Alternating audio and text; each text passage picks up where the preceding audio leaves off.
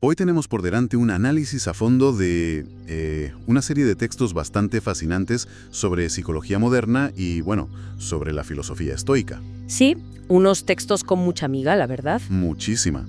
La misión que tenemos hoy es desentrañar por qué la mente humana parece estar programada, o sea, diseñada, para sabotearse a sí misma justo cuando nos enfrentamos a la adversidad. Y lo que es más importante, ¿cómo demonios se puede reescribir ese código? ¿Qué falta hace, desde luego? Ya te digo, tenemos sobre la mesa un análisis riguroso que expone varios fallos fundamentales en nuestra forma de operar. Concretamente, 7 errores que nos hacen inherentemente vulnerables y frágiles.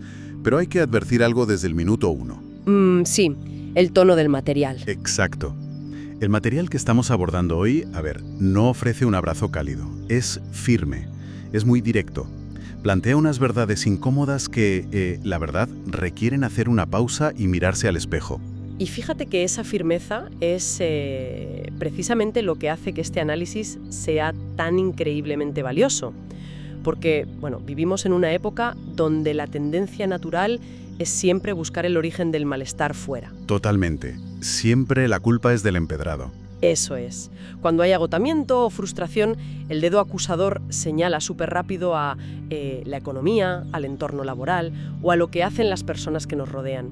Sin embargo, la premisa central de nuestras fuentes de hoy rescata el núcleo de la filosofía de Epicteto. Que es un jarro de agua fría, las cosas como son. Es decir, que la debilidad no proviene de las circunstancias, en absoluto.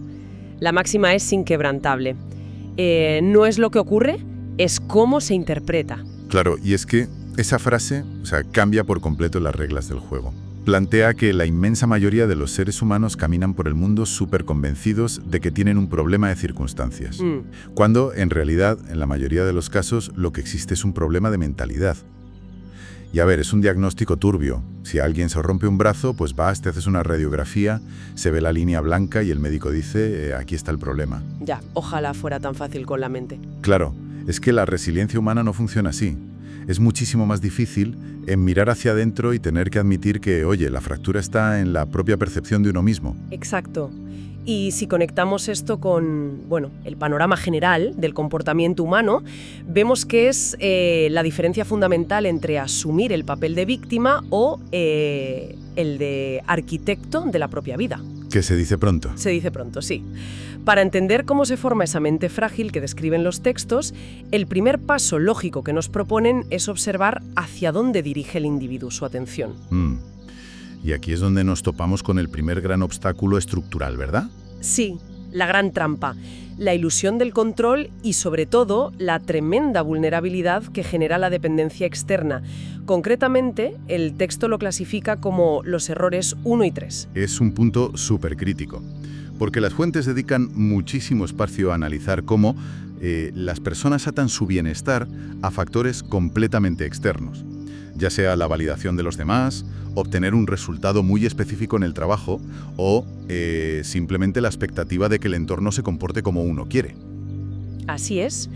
Y el diagnóstico, desde esta óptica estoica, es implacable. Te dice que si la estabilidad emocional de una persona está condicionada por, digamos, cómo le mira un compañero de trabajo por la mañana o por si recibe un elogio o no, pues apaga y vámonos. Pues literalmente ha externalizado por completo su centro de gravedad. Cuando todo lo externo define cómo se siente el individuo, se cede el control absoluto. Se pierde la soberanía y uno se convierte en algo profundamente frágil. Para visualizar esto de forma un poco más clara, el otro día estaba pensando en la diferencia entre un termómetro y un termostato. ¡Oh! Me gusta esa analogía. A ver. Pues fíjate, muchas personas operan por la vida como si fueran termómetros emocionales. Su única función es reaccionar y reflejar la temperatura de la habitación en la que están. Si el ambiente es tenso, su temperatura sube por las nubes. Se calientan. Eso es. Y si el ambiente es frío, distante, pues bajan a ese nivel de frialdad. Sin embargo, lo que propone esta filosofía es transformarse en un termostato. O sea, El termostato lee la temperatura externa, claro que sí, pero tiene su propio mecanismo interno para regular el ambiente. No depende del clima de fuera para definir su propio estado. Oye, pues es una analogía brillante y además muy, muy precisa. El estoico aspira a ser ese termostato, pero claro, tenemos que profundizar en por qué narices a la mente humana le cuesta tanto mantener esa regulación interna. Porque cuesta una barbaridad. Cuesta porque biológicamente el cerebro humano está diseñado para buscar desesperadamente la validación del grupo. Evolutivamente hablando, hace miles de años, ser rechazado por la tribu o perder estatus pues significaba el exilio. Y el exilio era una sentencia de muerte en la estepa. Literalmente.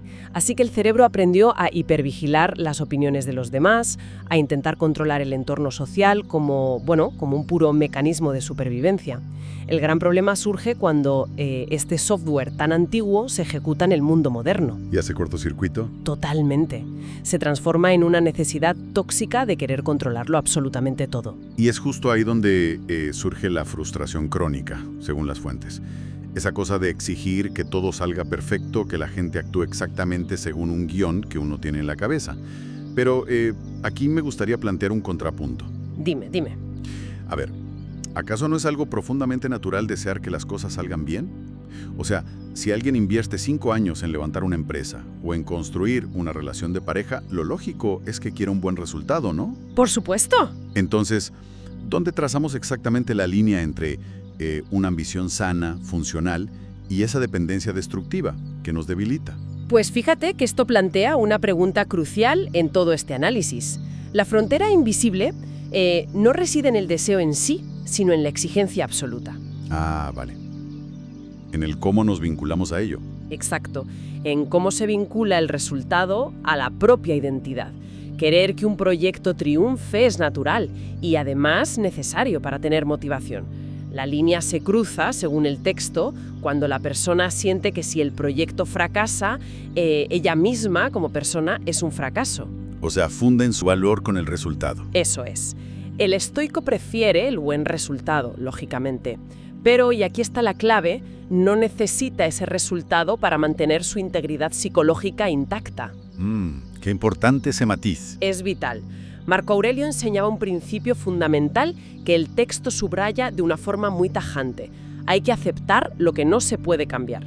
Cuando la mente exige, obliga a que la realidad se amolde a su imaginación, pues el choque es inevitable y, muy doloroso. Claro. Es como, como intentar empujar una pared de ladrillos esperando que se mueva porque tú quieres que se mueva. El esfuerzo es monumental. Te dejas ahí la vida, pero el resultado es solo puro agotamiento. Y unas manos destrozadas. Tal cual. Y esto nos lleva a la siguiente fase lógica de esta cadena de fragilidad. Porque, a ver, si una persona pasa sus días intentando controlar lo incontrolable, esa fricción interna no se evapora y ya está. No, ¿qué va? Se va acumulando. Exacto. Hace presión.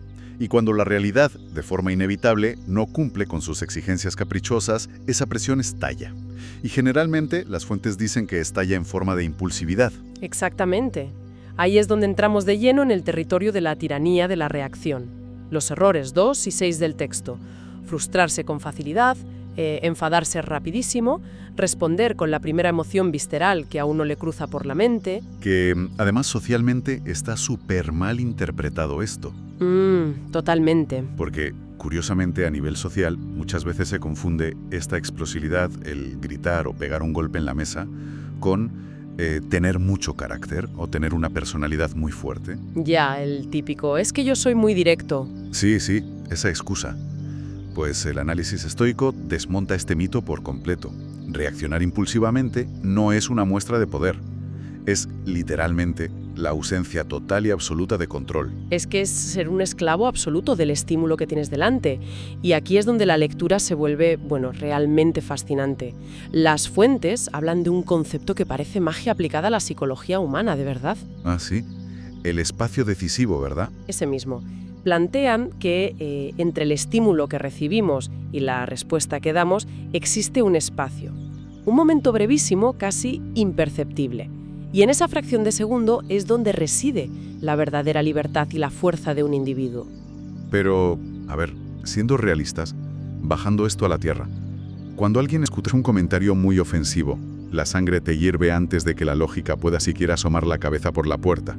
Ya, es casi instintivo. Claro, entonces, ¿qué mecanismos neurológicos hacen que atrapar esa pequeña pausa sea tan sumamente escurridiza para el ser humano? Pues para entender por qué esa pausa es tan difícil de coger, hay que mirar el propio diseño de nuestro sistema nervioso. Cuando se percibe algo que el cerebro interpreta como un ataque, entra en juego la amígdala. La famosa amígdala. Sí, que es la estructura cerebral que se encarga de procesar las amenazas inmediatas. Pues esta amígdala toma el mando absoluto. Provoca lo que en psicología se conoce como un secuestro amigdalar. Suena fatal eso de secuestro. Y lo es a nivel de raciocinio, porque en fracciones de segundo, esta alarma tan primitiva anula la corteza prefrontal, que es la parte lógica, analítica y educada del cerebro, la que regula cómo nos comportamos. O sea, te desconecta la lógica. Te la paga.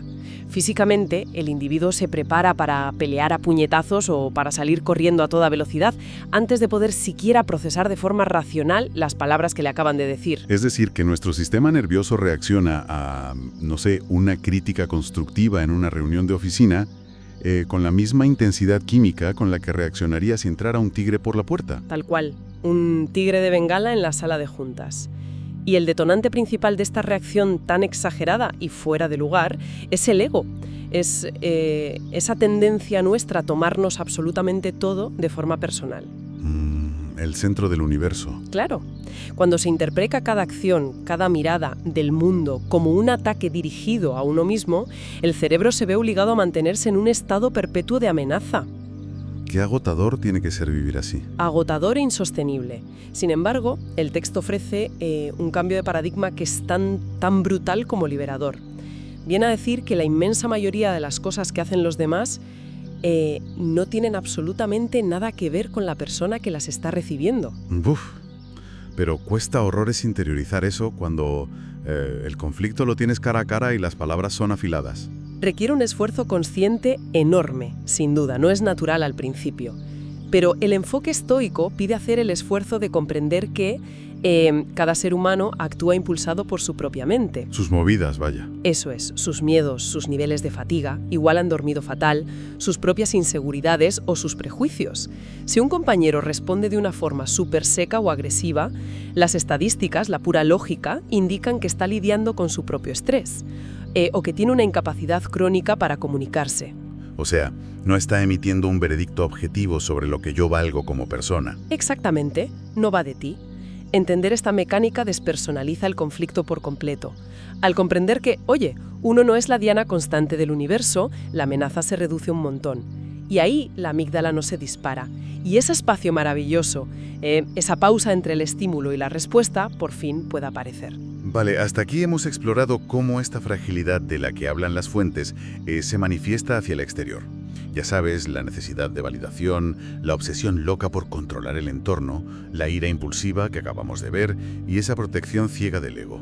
Sí, los estallidos hacia afuera. Exacto. Pero los textos también hacen un diagnóstico que me pareció igual de penetrante sobre un problema mucho más silencioso. Es lo que podríamos llamar una parálisis cómoda. Los errores 4 y 5. Eso es. Porque la debilidad no siempre va dando gritos por ahí, pegando portazos. Muchas veces simplemente se esconde bajo la manta en el sofá. Hablemos un poco de la evasión sistemática de la incomodidad y de esa trampa mental tan nuestra que es el sobrepensamiento. Este punto es particularmente crudo en el texto. Habla de huir del esfuerzo, de evitar el dolor a corto plazo y la falta de disciplina.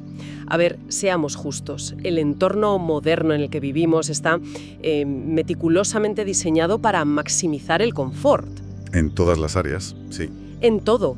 Intentan eliminar cualquier fricción de nuestra vida diaria.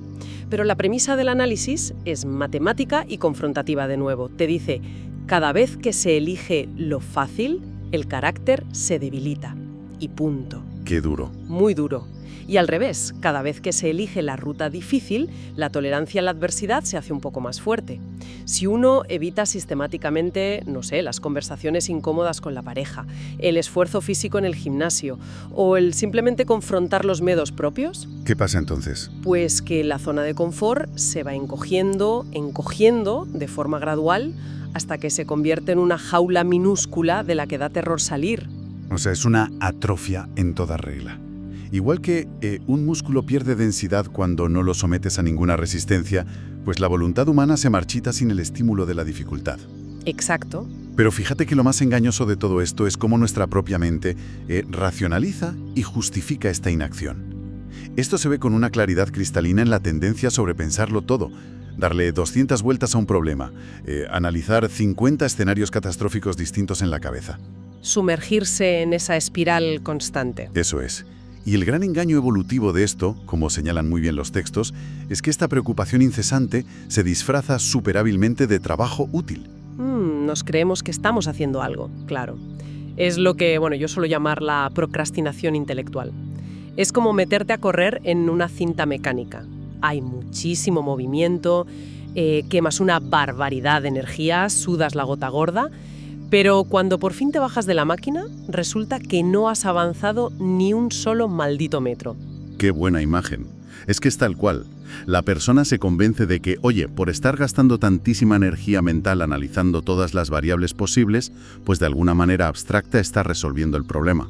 Pero la fuente no permite ni media excusa aquí. Sentencia claramente que pensar no es avanzar, que solo la acción material produce un avance real. Así de crudo. A ver, esto a mí me genera un interrogante muy profundo sobre nuestra naturaleza. A ver, ¿por qué narices el cerebro humano prefiere someterse a la tremenda fatiga mental y emocional que supone preocuparse constantemente, que te deja molido, antes que asumir la incomodidad temporal de tomar una decisión y ejecutarla de una vez? Pues a ver, si se analiza desde la óptica de la conservación de energía y la evaluación de riesgos de nuestro cerebro primitivo, tiene todo el sentido del mundo. ¿Ah, sí? Sí. El cerebro siempre va a preferir el terreno conocido de la angustia mental interna. Porque, piénsalo, no implica un riesgo externo que sea inmediato y tangible. Claro, no te expone. Eso es. Ejecutar una acción significa cruzar el umbral y salir hacia el mundo real. Y ahí fuera existe la posibilidad del fracaso palpable, del rechazo del público o de una pérdida de dinero, por ejemplo. Ya, las consecuencias reales. Exacto. Pensar y preocuparse desde la seguridad del sofá, es miserable, sí se pasa fatal, pero es un estado, entre comillas, seguro desde un punto de vista puramente biológico. O sea que la fatiga del sobrepensamiento es simplemente el peaje que el cerebro está dispuesto a pagar con tal de no experimentar el riesgo físico o emocional de actuar. Literalmente. Es un mecanismo de defensa que, paradójicamente lo que hace es paralizar todo tu progreso vital. Madre mía, qué trampa estructural más bestia nos tendemos desde nuestra propia biología. Y caemos todos, ¿eh? Hemos diseccionado los mecanismos, la externalización del control, la reacción dictada por la dichosa amígdala, la hipertrofia del ego, esa huida patológica de la incomodidad y la ilusión de progreso mediante la parálisis por análisis. Un diagnóstico completito. Sí, no nos hemos dejado nada. Ahora es imperativo abordar la cura. ¿Cómo se rompe de forma práctica, en el día a día, este ciclo tan destructivo de autosabotaje? Porque los textos apuntan a una solución muy concreta basada en asumir lo que llaman una responsabilidad total, el famoso error 7. Eso es, el puente hacia esa cura se encuentra justo al observar el fallo maestro que permite que todos los demás mecanismos sobrevivan y se perpetúen a sus anchas. Y ese fallo no es otro que la falta de reflexión constante. Vivir en piloto automático. Exacto. Los errores se repiten sistemáticamente por una razón súper simple. Falta esa pausa necesaria para poder auditar el propio comportamiento. A ver, si no se evalúa al final del día qué situación exacta provocó una reacción impulsiva en la oficina o qué tarea incómoda se ha evitado hoy mediante el sobrepensamiento crónico. Pues no hay datos.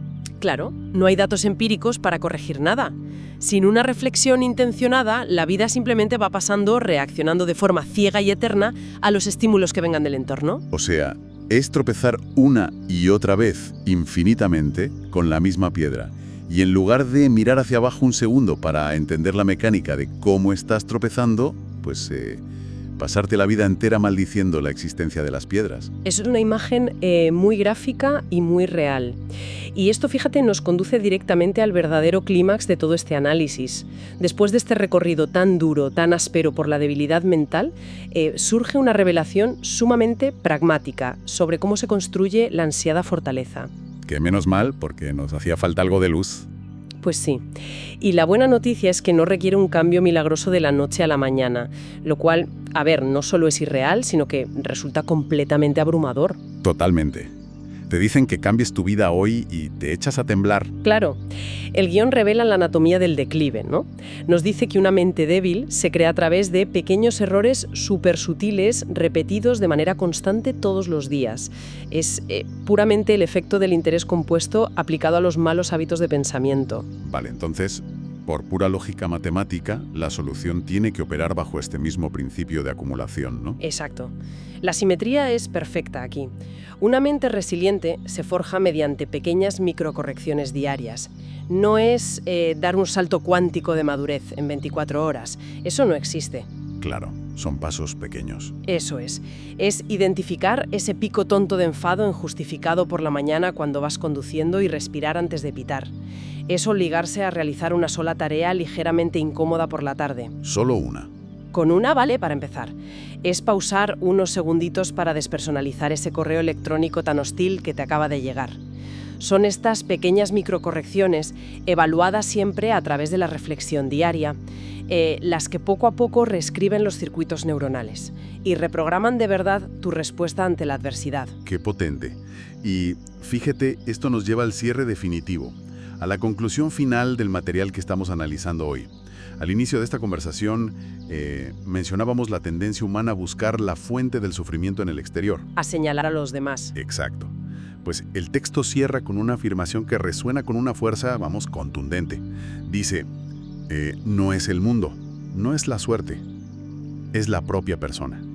A ver, es una sentencia directa al mentón. Al escucharla por primera vez, uno la percibe casi como un ataque personal. Normal, sí, porque golpea directamente contra los escudos protectores de nuestro ego.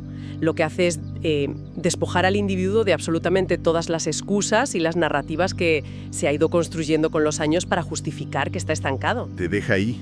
Te deja frente al espejo sin filtros, sin adornos. Pero, a ver, y aquí es donde yo creo que brilla verdaderamente esta filosofía de vida. Aunque la sentencia suene tan áspera y confrontativa de primeras, en el fondo encierra el mensaje más inmensamente optimista posible. A ver, ¿cómo lo enfocas? Piénsalo. Porque si la raíz de nuestro estancamiento, de esa reactividad tóxica y de la frustración, fuera genuinamente culpa del universo, de una conspiración global o simplemente de la mala suerte cósmica, el ser humano estaría, literalmente, condenado. Seríamos marionetas. Exacto. No habría margen de maniobra. Seríamos hojas arrastradas por la tormenta, a merced del viento. Sin embargo, si el problema radica, como hemos visto, en la propia interpretación que hacemos de la realidad y en nuestra mala gestión de los impulsos, claro, la cosa cambia. Cambia por completo, porque significa que las llaves de la prisión han estado siempre en el bolsillo de quien está encerrado. Es maravilloso, visto así.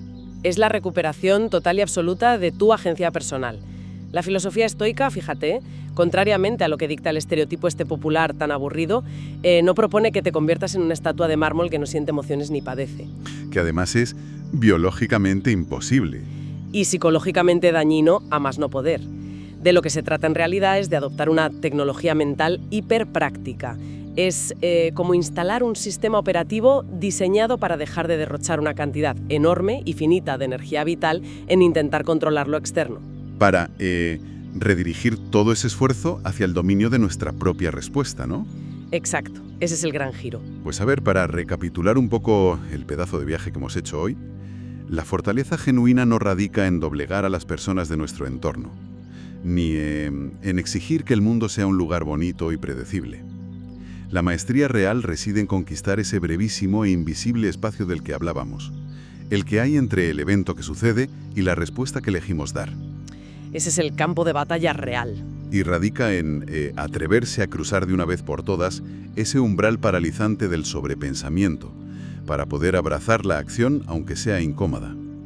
Y por supuesto en sostener una práctica diaria de reflexión para ir ajustando el rumbo con esas pequeñas correcciones. Es un trabajo de mantenimiento continuo, ¿eh? Que quede claro que nunca se llega a una meta final donde, ¡pum!, el trabajo está terminado y ya eres perfecto.